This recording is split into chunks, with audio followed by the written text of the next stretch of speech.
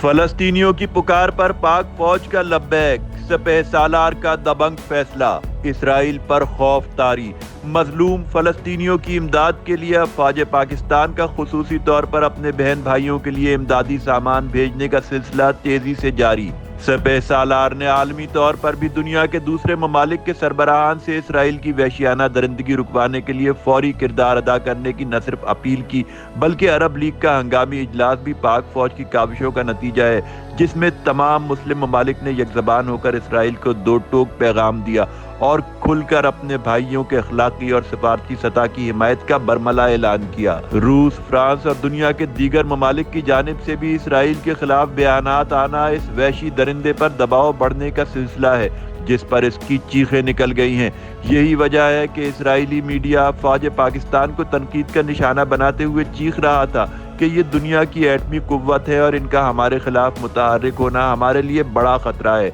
جو لوگ افواج پاکستان کے فلسطین نہ جانے کے فیصلے پر تنقید کر رہے ہیں، وہ یہ نہیں جانتے کہ مارخور کس طرح اپنے بہن بھائیوں کے لیے متحرک ہے اور ہر سطح پر، ہر نوعیت سے اپنے مظلوم بہن بھائیوں کی مدد کر رہا ہے۔